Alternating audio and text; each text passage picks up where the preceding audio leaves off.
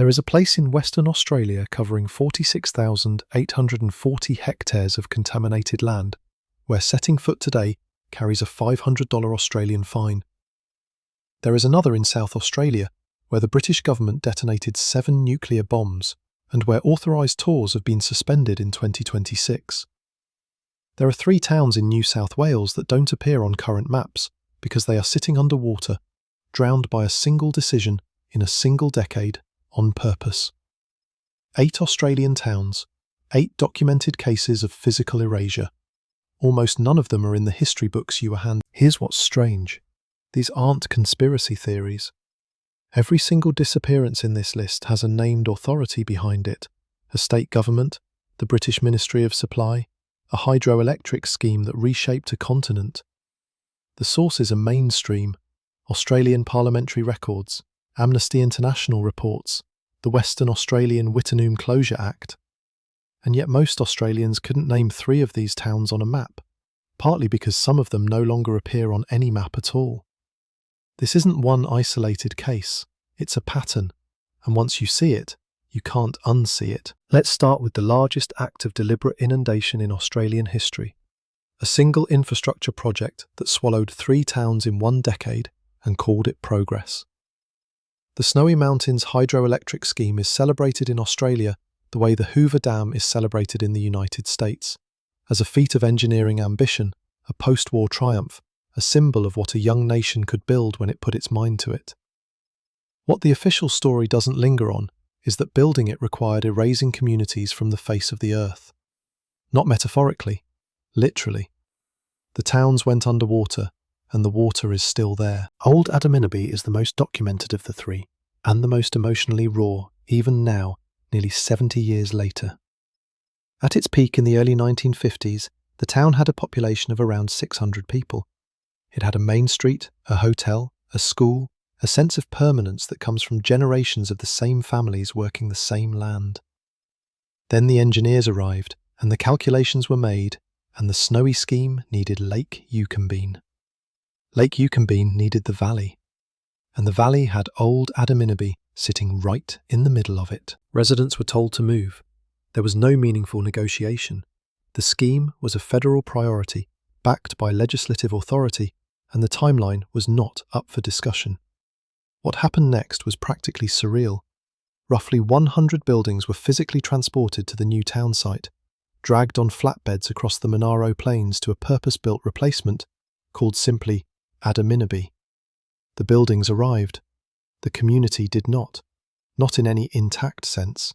Because you can move a hotel, but you cannot move the graveyard where 3 generations of someone's family are buried. You cannot move the knowledge of which road leads to which paddock in the dark. The inundation happened in the late 1950s. The water rose, and Old Adaminaby disappeared. The bitterness, according to descendants interviewed over the decades since, never did. Bruce Stewart, a former resident of Old Adaminaby, summarised it in 3 words to ABC News in October 2024. Bitterness will be there for life. There is a particular grief specific to communities whose loss is classified as a public good, where the government gets to call the demolition of your home a national achievement.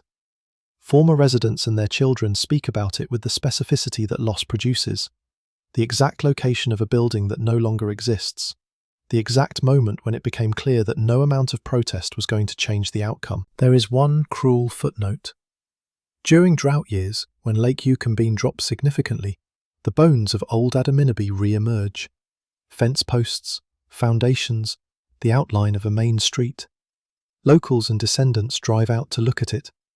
It's not archaeology, it's living memory, briefly visible, then submerged again. As of 2026, the permanent population of the original site is 0. The town is categorically gone, not abandoned. It was taken. Old Jindabyne's story has a slightly different sequence, but the mechanism is identical. The new town centre opened in 1964. The state had already prepared the replacement before pulling the trigger on the original. The residents of Old Jindabyne were relocated. The original site was inundated in 1967 when Lake Jindabyne filled behind the Jindabyne Dam, part of the same snowy scheme infrastructure web. What makes Old Jindabyne specifically striking is what stayed behind. The old bridge, a concrete structure that once carried traffic through the heart of the original township, reportedly remains beneath the surface of Lake Jindabyne. During periods of low water, it surfaces. Photographs circulate online every few years when the drought brings it back into view, and each time there's a minor media cycle in which people who have no memory of the original town react with something between awe and discomfort. The bridge is functioning as a kind of involuntary monument, not installed by the government that built the dam, not maintained, not commemorated, just there, underwater, waiting for the next drought. The new Jindabyne, of course, has become a ski resort gateway town, economically successful, photogenic, surrounded by the Kosciuszko National Park. That contrast sits underneath the surface story, like the bridge sits underneath the lake, a town that was destroyed so that another version of it could be built nearby and made prosperous. The original residents did not, in most cases, benefit from that prosperity. Their town was taken. Somebody else's town was built on the proceeds. Old Talbingo is the least discussed of the three, which is itself a kind of erasure. It disappeared under the Dunama and Blowering reservoir system during the 1960s. Again, the Snowy scheme. Again, the same mechanism. Again, zero survivors in the sense of a surviving community. The modern village called Talbingo exists on a separate site and is not a continuation of the original. It borrowed the name. The original town got the water. What the three towns share is more important than what separates them. All three were erased by a single decision-making structure that prioritized electricity generation for a growing industrial economy over the continuity of small, rural communities. The communities affected were not consulted in any meaningful way. The compensation arrangements were contested, and the scheme is still presented in most Australian educational material as an unqualified triumph. The Atlas of Drowned Towns, a project that documents communities submerged for dam construction globally, includes all three in its records. They are part of a pattern that runs across every continent where hydroelectric ambition met populated valleys. 3 towns, 1 scheme, 1 decade. Everything you've just heard involves water, a government-controlled flood as the instrument of erasure. But the next case involves something completely different, a town that didn't just disappear once, it disappeared twice. The second time, it was already a ghost town, and the thing that finally buried it for good arrived 60 years after the first death. Crotty was founded in 1900 in the remote wilderness of western Tasmania, deep in a landscape that even today resists easy access. Dense rainforest, unpredictable rivers, terrain that resisted settlement before the mining industry forced its way in. The copper deposits near the Linda Valley drew the workers, and by 1902 Crotty had reached what would be its peak population, approximately 700 people, which in that geography, in that era, was a substantial community.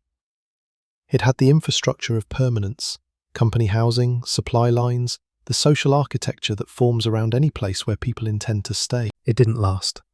The copper economics shifted, the mining operation became unviable, and by 1928, Crotty was a ghost town. The people left, the buildings stayed, slowly being reclaimed by the Tasmanian rainforest, which is extraordinarily efficient at that particular task. Moss grows fast in western Tasmania. The wet climate accelerates decay. By mid-century, what remained of Crotty was a set of ruins in a landscape that was doing its best to forget the whole arrangement. Then came the second erasure, and this one was deliberate and total. The Crotty Dam was constructed as part of the King River hydroelectric development in the early 1990s. Lake Burbury filled behind it, the ruins of Crotty, the foundation lines, the remnant structures, the physical evidence that 700 people had once tried to build a life here, went under the water. A site that had already been abandoned for over 60 years was formally obliterated by the state's power infrastructure program. 2 erasures. First by economics, then by engineering. The first one was slow, a gradual desertion as the money ran out. The second was fast and wet and final. There is something philosophically uncomfortable about a ghost town being drowned. A ghost town, at least, retains the shape of its former self, the building outlines, the street grid, the material record of what happened there. A submerged ghost town leaves nothing above the waterline except the silence that was already there. As of 2026, the site of Crotty lies beneath Lake Burbury. Western Tasmania around it is some of the most ecologically significant wilderness in the Southern Hemisphere. UNESCO World Heritage listed, remote, wild. That wildness is real and worth protecting. It is also worth noting that the hydroelectric infrastructure which created Lake Burbury erased a human settlement in the process, and that the settlement had no say in the matter. Crotty's current resident population, 0. Its recorded history, 2 deaths, 60 years apart. Princess River is Crotty's neighbour in geographic terms and in the mechanics of its erasure. Also swallowed by Lake Burbury in the early 1990s, also located in the remote wilderness of Western Tasmania, Princess River operated as a sawmilling community from 1936 onward. Where Crotty was a mining town, Princess River was a timber operation, a working settlement built around a sawmill that processed the dense forests of the upper King River catchment. The community that grew around it was small, defined by the industry, and practically invisible to the rest of Australia even while it was still standing. When the Crotty Dam was approved and the flooding timeline was confirmed, residents of Princess River were told to evacuate. Byrne Bradshaw, whose father had established the sawmill in 1936, described the moment to ABC News in April 2024 in plain terms. "You have to leave, it's going to be flooded." The instruction was clear and the timeline was firm, as it tends to be when a government agency controls a dam and a rising waterline. Most of what could be removed was removed. Equipment, personal belongings, salvageable infrastructure. The community dismantled itself under orders and moved out. But not everything made it. One piece of equipment, an excavator, could not be extracted before the water arrived. The machine was too large, or too remote, or the logistics simply didn't work within the timeline, so it was left. The excavator sits on the floor of Lake Burbury today, along with the rest of what Princess River was.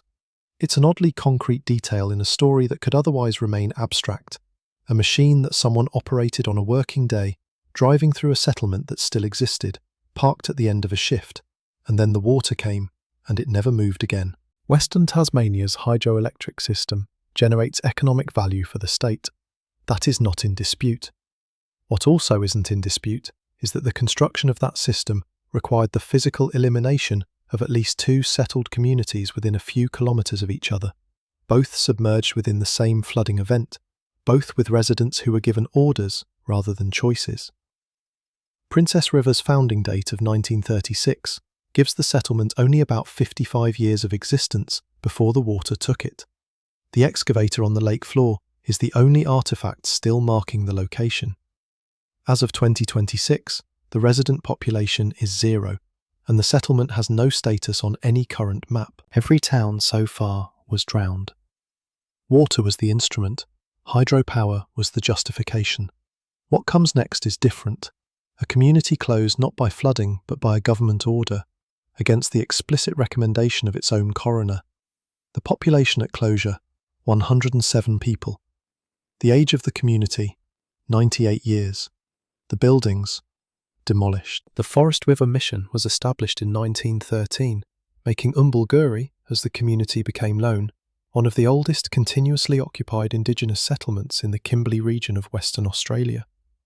For nearly a century, the community maintained its presence on country, in one of the most remote and geographically dramatic landscapes in Australia, the floodplain and escarpment country of the East Kimberley, where the Forest River meets the Cambridge Gulf.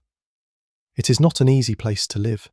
The climate is punishing, the wet season isolates the community completely for months at a time, and services have always been difficult to deliver. None of that is unique to Oombulgurri. It describes the conditions of most remote indigenous communities in northern Australia. In 2006, the Australian census recorded 107 residents. The community was small, but functioning. Not prosperous by any standard metric, not well served by the state infrastructure that urban Australians take for granted, but present. People were living there, raising children, maintaining connection to country that in Aboriginal Australian cultural terms represents something fundamentally different from what the word property conveys in Western legal frameworks. The connection to country is not sentimental, it is legal, spiritual, and historical in ways that the Australian government has acknowledged in various forms since the Mabo decision of 1992. In 2011, the Western Australian government closed Oombulgurri. Services were withdrawn, the last residents were relocated, and then, and this is the detail that drew international attention, the houses and infrastructure were demolished. The physical settlement was removed. An Amnesty International report at the time explicitly opposed the demolition, describing it as setting a precedent for the forced closure of other remote Indigenous communities across Western Australia and beyond. The coroner had not recommended closure. This is not a minor procedural footnote. Writing in The Guardian Australia in November 2014, Tammy Solonek of Amnesty International was explicit. The coroner did not make a recommendation to close the town. A coronial inquiry, which had examined deaths in the community and the conditions of life there, did not conclude that the settlement should be shut down. The government closed it anyway. The distinction matters because it removes the possibility of claiming that the closure was driven by an independent expert assessment of safety or necessity. It was a political decision made without the most relevant expert body's endorsement. What happened to Oombulgurri sits within a broader pattern that Australian policy analysts have tracked for decades. The closure of remote Indigenous communities on the grounds of service delivery cost, with the effect, and in some cases the explicit goal, of concentrating dispersed Aboriginal populations into regional centres where oversight is easier and infrastructure is cheaper to maintain. The 98-year history of the Forest River Mission, the length of that presence on country, the fact that the community had survived isolation and underfunding for nearly a century, none of it was treated as an argument for continuation. As of 2026, the site is officially closed. The buildings no longer exist. The population is zero. There's something specific about demolition that distinguishes Oombulgurri from the drowned towns of New South Wales and Tasmania. The snowy scheme towns were submerged, obliterated by infrastructure, but obliterated incidentally as a byproduct of building something. Oombulgurri was demolished. The removal was not incidental. Someone made a decision to send equipment to a 98-year-old settlement and physically destroy the structures. The act required deliberate effort, a budget, logistics, and an order that someone signed. That order exists somewhere in the Western Australian Government archive. Everything so far, the drowned towns, the demolished community, involved civilian populations told to leave. The next place was built specifically for people to operate in dangerous conditions. It housed thousands at its peak. Today, the resident population is 3, and as of 2026, even authorised tours have been suspended. There are places in Australia that are classified as remote. And then there is Maralinga, a name derived from the Maralinga Charger people's word for thunder, which sits in the Woomera prohibited area in the South Australian desert, roughly 800 kilometres northwest of Adelaide. The distance from any major population centre is not an accident.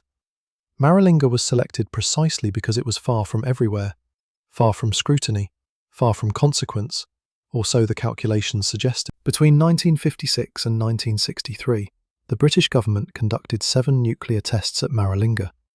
7. I know that number is hard to sit with. It's not a figure that gets repeated often in general Australian education, and the full scope of what happened there took decades to emerge into public record. The tests were conducted under a bilateral agreement between the United Kingdom and Australia at a time when the British government was developing its independent nuclear deterrent and needed somewhere to test devices that couldn't be detonated in the British Isles without consequences someone would have to answer for immediately. The Maralinga village, built to support the testing programme, housed thousands of personnel at its operational peak: British and Australian scientists, military personnel, support staff. It was a functional settlement with its own infrastructure, its own administrative systems, its own internal logic as a remote government operation. Then the tests ended in 1963. The agreement with Britain wound down, and the site was left with radioactive contamination distributed across a classified landscape. What happened to the Maralinga Charger people, the traditional owners of the land, during and after the testing period, is one of the more thoroughly documented injustices in 20th century Australian history. People were displaced, inadequately warned about contamination risks, and denied access to their own country for years. A royal commission in 1985 found that the British government had been negligent in its conduct of the tests and in its handling of the affected Aboriginal population. Compensation and remediation negotiations dragged on for decades. A clean-up operation was conducted in the 1990s, though its thoroughness has been disputed by scientists and by the Maralinga Land Council. The site was returned to traditional owners in 2009. As of 2026, the resident population of Maralinga is 3 people. 3. For a site that once housed thousands of people running an active nuclear weapons testing program. Maralinga Tours was the only authorised pathway for civilian visitors who wanted to see the site, and as of 2026, tours have been suspended due to works at the site. The Woomera Prohibited Area, which encompasses Maralinga and the surrounding region, remains one of the most restricted zones in Australia. Defence uses of the area are ongoing. The contamination from the nuclear tests, specifically from plutonium dispersal during some of the minor trials that accompanied the 7 major tests, is not uniform across the site, and some areas retain contamination levels that preclude unrestricted access. The remediation work of the 1990s addressed the most heavily contaminated zones, but did not render the entire declared area clean. Maralinga is the only town in this list that was purpose-built for an act of deliberate environmental destruction. The drowned towns of New South Wales were casualties of infrastructure. Oombulgurri was closed by administrative decision, but Maralinga was designed from the beginning as the operational base for weapons testing that contaminated the surrounding landscape for generations. The town was the support structure for the contamination. When the contamination became politically and scientifically untenable, the town lost its reason to exist, and the people who had reason to be there, the Maralinga Jarucha, were still dealing with the consequences decades later. 3 residents, 7 nuclear tests. The math of that disproportion should stay with you. Let's be precise about what Wittenoom is, because precision matters here. Wittenoom is not a ghost town. It is not an abandoned settlement. It is not a place that faded away because the economy changed. Wittenoom is a declared contaminated area of approximately 46,840 hectares in the Pilbara region of Western Australia, and entering it without authorisation is currently prosecutable under the Wittenoom Closure Act with a fine of $500. The town has been removed from official Western Australian maps. The roads leading to it have been closed. The buildings that remain are in various stages of demolition. Think about that for a moment. A town so thoroughly erased that it no longer officially exists as a geographic entity on government cartography, and where the act of physically visiting the site of your own curiosity carries a legal penalty. The town was founded in 1947 as a company town servicing the blue asbestos, crocidolite mining operations of Australian Blue Asbestos Limited, later associated with Colonial Sugar Refinery. Blue asbestos is the most dangerous form of asbestos fibre. The town reached its population peak in 1961 when 881 people were living there. At that point, Wittenoom was a functioning community with a hospital, a school, regular flights from Perth, a swimming pool, and the social infrastructure of a permanent settlement. Workers and their families were breathing air contaminated with crocidolite fibres in their homes, in the streets, in the local recreational facilities. The tailings from the mine had been used as fill material throughout the town. Children played in the stuff. The mining operation closed in 1966, but the town persisted for decades afterward, sustained partly by a small population of residents who refused to leave, and partly by a trickle of tourists drawn to the extraordinary landscape of the Wittenoom Gorge in what is now Karijini National Park. That tourism created a political problem. Wittenoom sat adjacent to one of Western Australia's most visited natural attractions, and the contaminated town site was functioning as an informal gateway. The state government spent years in an escalating campaign to shut it down. The degazetting, the formal removal of Wittenoom from the Register of Town Sites, happened in 2007. The Wittenoom Closure Act followed, providing the legal framework for progressive closure and demolition. Roads were closed. Power was disconnected, services were withdrawn. Through the 2010s, a handful of residents, at some points fewer than a dozen, at others just 2 or 3, held on against the government's push to empty the site. By mid-2022, the town was empty. No permanent residents, 0. A spokesperson for the WA Department of Planning, Lands and Heritage put the current position to ABC News in a single sentence. There is no visitor access to the area. The contaminated area, all 46,840 hectares of it, is now a de facto exclusion zone. The death toll associated with Wittenoom's blue asbestos is one of the most significant industrial health disasters in Australian history.